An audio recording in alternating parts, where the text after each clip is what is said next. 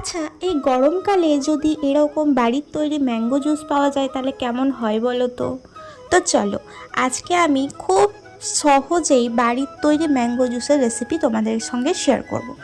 আহামরি এমন কিছু নেই, তাও তোমাদের সঙ্গে শেয়ার করতে চলে এলাম এরকম একটা লোভনীয় জুস, যেটা বাইরের তো খুবই পাতলা হয় আর বাড়িতে খেলে এটা একটা ফিলই আলাদা পাওয়া যায়, আর এটা খুবই টেস্টিও হয়। তো চলো আমি কিভাবে বানাই সেটা দেখব। প্রথমেই আমি কিছু আম কেটে নিলাম, যেগুলো হচ্ছে মানে খুবই পাকা, যেগুলো সেগুলো আমি কেটে নিলাম। কেটে যেরকম এই জারটাতে আমি নিচ্ছি, পুরো পাল্পটা ভরছি, শুধু এই পাল্পগুলো নিতে হবে। আটিটাও তোমরা নিতে পারো, কিন্তু পুরো আটিটা তো দেওয়া যায় না। তারপরে দিলাম এই যে ঠান্ডা জল। আমি ঠান্ডা জলটা এখানে একটু কমই নিয়েছি প্রথমে, কারণ খুব বেশি নিইনি, তো মাপটাও তোমাদের দেখিয়ে দিলাম কতটুকু নিলাম।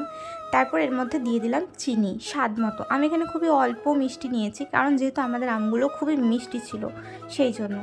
তো তারপরে এটা আমি জুসারে নিয়ে এটাকে গ্রাইন্ড করে নিলাম, যতক্ষণ না এটা ভালো করে একটা জুসি ফর্মে আসছে। এরপরেও কিন্তু আমি কিছুটা জল আরও অ্যাড করেছিলাম, ঠান্ডা জল। তারপরে আমরা বাড়িতে তিনজন, মা আমি বাবা, সেই জন্য আমরা 3 গ্লাস ঢেলে নিলাম এখানে জুস। এখানে দেখতেই পাচ্ছ যে জুসটা মানে ফর্মটা খুব একটা পাতলা নয়, একটু গাঢ় টাইপের, কারণ বাড়িতে করা তৈরি জুস এরকমই হবে। তো দেখো, 3টে আমের জুস কতগুলো হলো, 3 গ্লাস হলো। যেহেতু আমি জলটা কম দিয়েছি, তাই 3 গ্লাসের মতোই আমি কিন্তু করেছি। তোমরা জল দিয়ে আরও বাড়াতে পারো। তারপর আমি শুধুমাত্র ডেকোরেশনের জন্য পুদিনা পাতাগুলো ওপরে ওপরে দিয়ে দিয়েছিলাম, একটু সাজানোর জন্য, যাতে আমার ভিডিওটা একটু ভালো আসে।